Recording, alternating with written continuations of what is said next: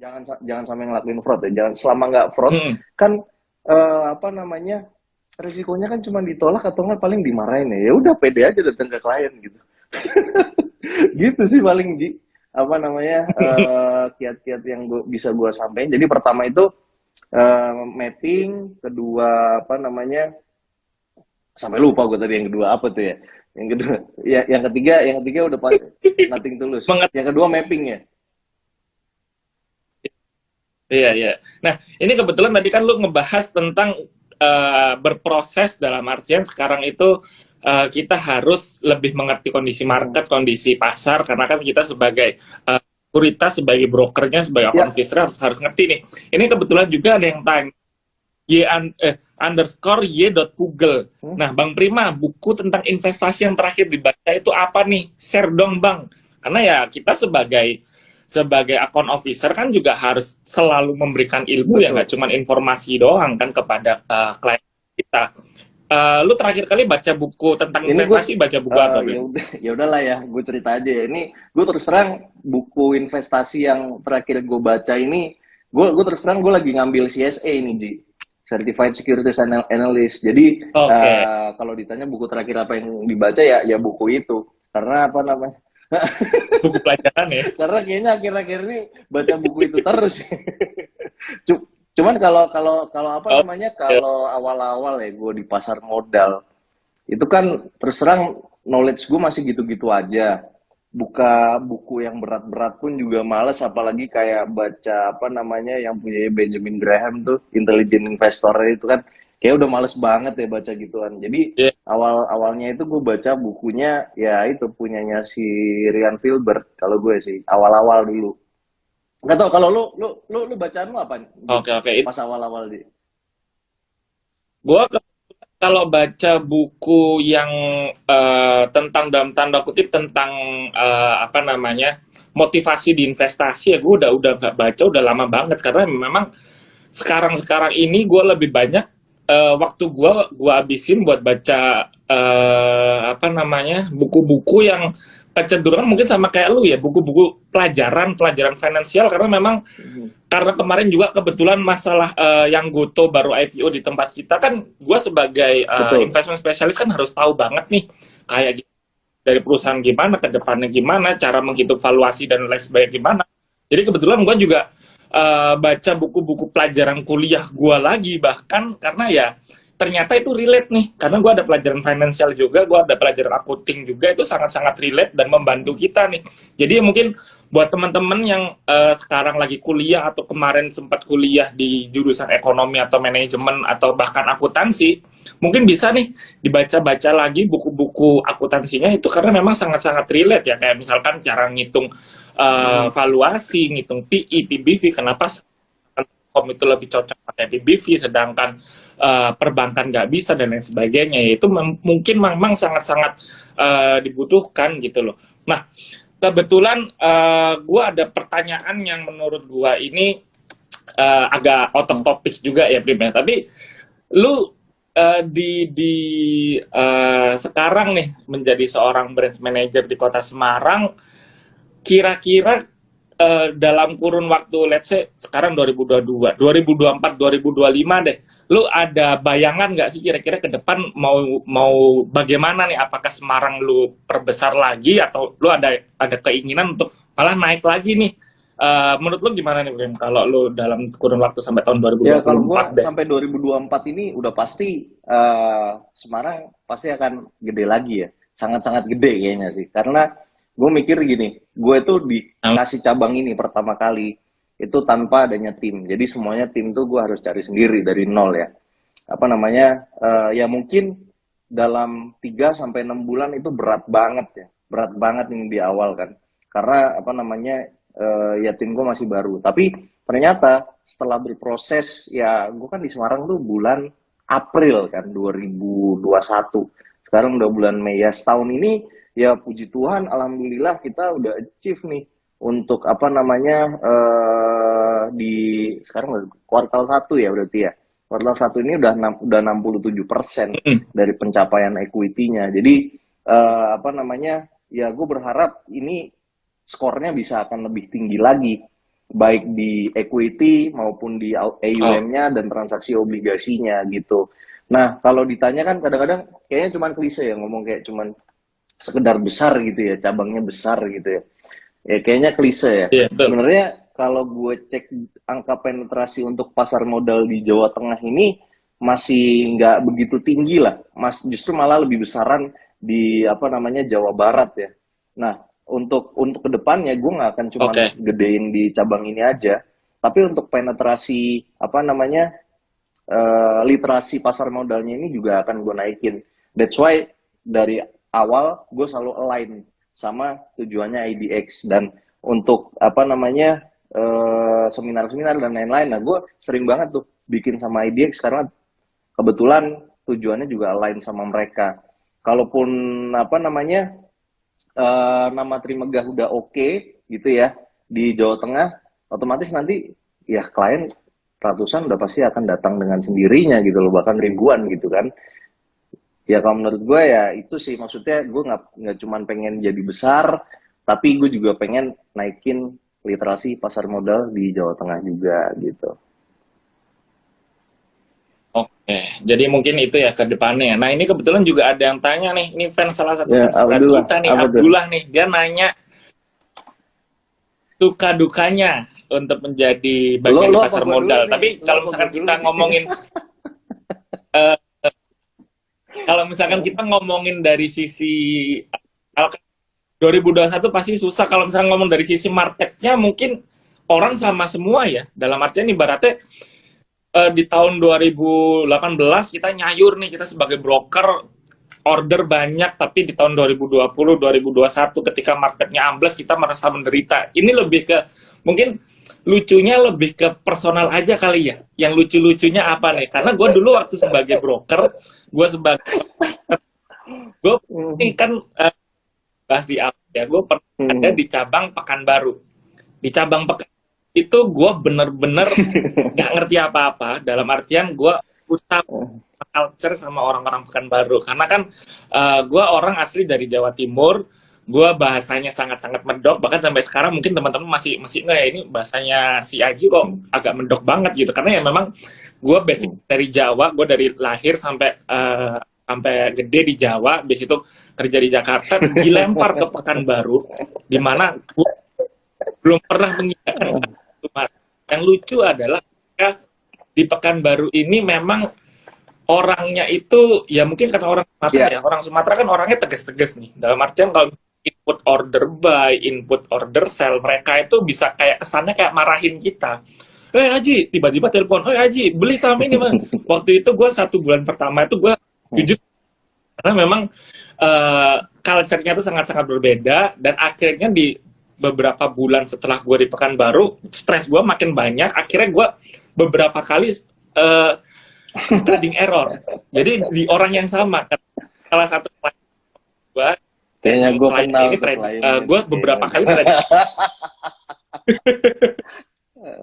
sampai akhirnya klien ini kesel karena gue udah trading error. Jadi trading error tuh misalkan gue salah input nih, harusnya gue input beli tapi ternyata malah jual atau sebaliknya gitu, Iya. atau harganya salah ibaratnya. Itu waktu 3 kali itu sampai orangnya tiba-tiba datang ke Waduh. kantor marah-marah di depan gue saking kesel, hampir ngelempar asbak dari depan nih, kan ngomongnya agak jauh nih, saya dalam ruangan, dia di luar teriak-teriak saking keselnya, dia sampai mau ngelempar asbak. Ya mungkin itu kalau dibilang ya memang itu salah gua, dan tapi ya karena memang itu adalah suatu kewajiban, kalau misalnya kita perusahaan sekuritas kita salah melakukan input order, kewajibannya adalah untuk mengembalikan ordernya. Ya. Misalkan kalau ada kerugian nih, misal gua waktu itu misalkan jual di harga 5.000 tapi jualnya di harga 4.700 4.800, ada selisih 200 perak, 200 poin.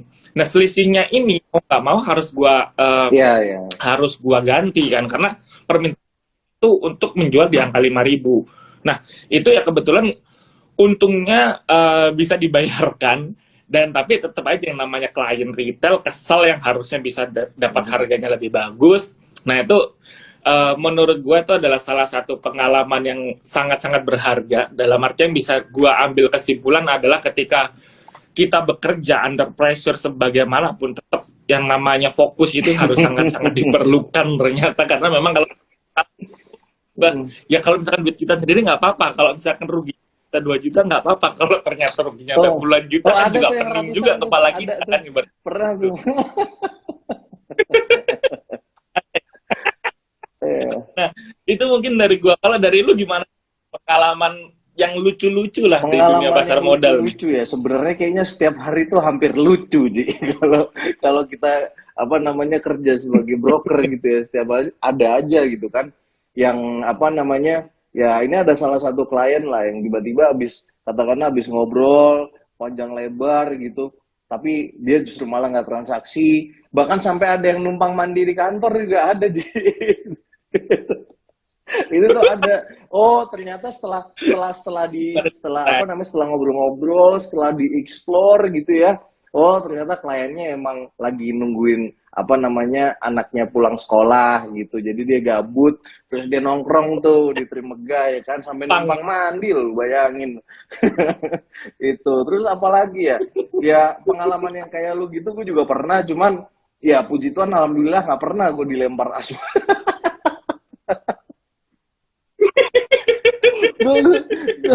Ya mungkin trading error. Iya itu Asbuk nggak pernah, cuman gini apa namanya ya, waktu itu sempat ada some issues lah, jadi apa namanya ya paling parahnya gue sempat mau dipolisiin sama apa namanya ya salah satu inilah apa namanya klien, ya kliennya pernah lu handle kok, lu tahu pasti ntar kalau gue sebut namanya, cuman jangan lah.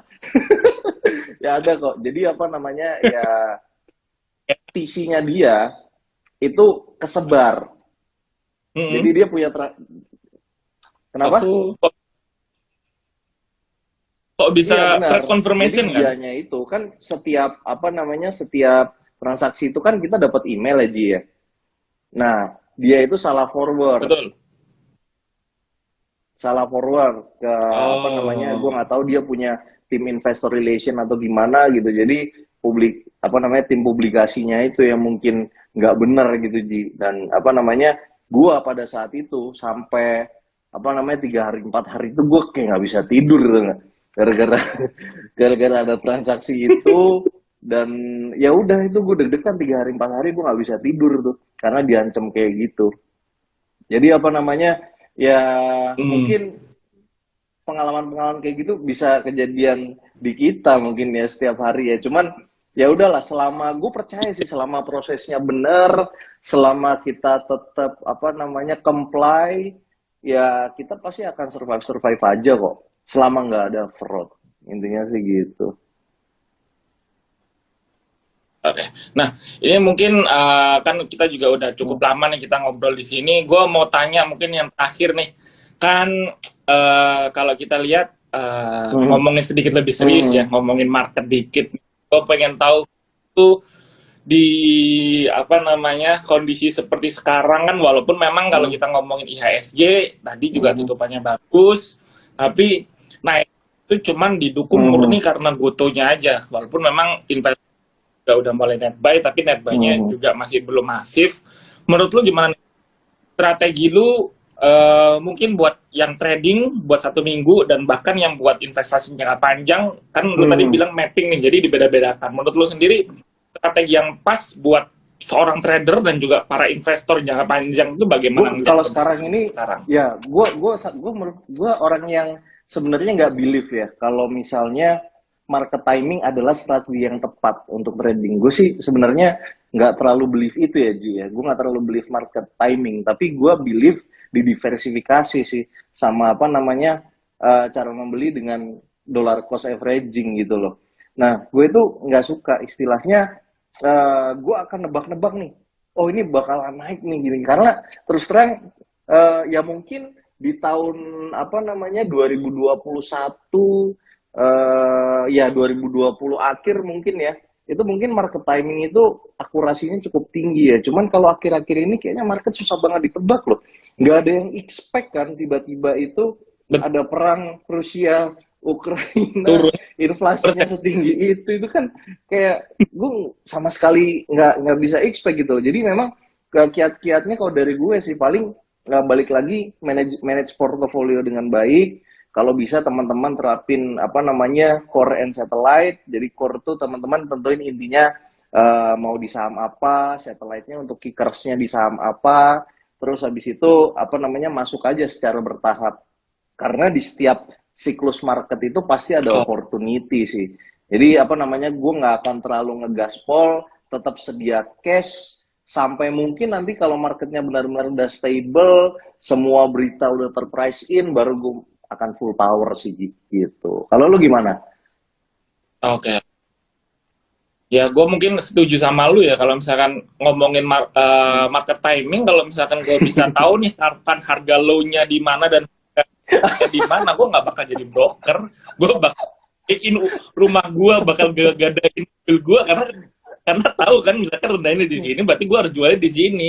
Jadi ya mungkin buat teman-teman di kondisi seperti sekarang ya tetap harus banyak belajar ya, karena kalau misalkan kita mau survive di dunia pasar modal, kita tetap harus selalu bisa apa namanya, harus selalu bisa mengikuti market. Kalau misalkan kita benar ya udah kita syukuri. Kalau Betul. misalkan kita salah ya kita koreksi. Jangan terlalu sama bereuforia kalau misalkan kita ada transaksi yang bagus dalam artian untung banyak, juga jangan terlalu bersedih kalau misalkan kita mengalami kerugian. Betul. Kita tetap harus belajar terus nih. Kalau untung kita prediksi kenapa kok untung, kalau rugi Setuju. kita juga harus Betul. analisis terus kenapa rugi. Jadi kita tetap harus ngikutin marketnya gimana, dominasi market. Karena kita nggak bakal pernah bisa menang dari market. Kita cuma bisa ngikutin join the flow aja, ngikutin market jalannya gimana kita Hmm. ikutin gitu. Nah, Prim, ini kan udah terakhir juga. Sebelum gua tutup, gua mau tanya sesuatu ke lu. Kalau misalkan gua adalah seorang calon investor, pengen berinvestasi, kalau misalkan gua lokasinya di Jawa Oke. Tengah atau at least di Semarang, kira-kira kalau gue pengen main ke kantor lu, atau gue pengen mandi deh di kantor Trimegah di Cabang Oke. Semarang, di mana? Oke, jadi Alamatnya di mana? jadi Enggaknya nomor teman-teman telepon. nggak perlu repot-repot ya sebenarnya, lokasi kantor Trimegah yang di Semarang itu letaknya di tengah kota di Jalan MH Tamrin nomor 112. Jadi buat teman-teman yang domisilinya di Jawa Tengah itu bisa datang nih ke kantor kita dan nanti akan disapa oleh account officer dan relationship manager yang ramah-ramah tentunya.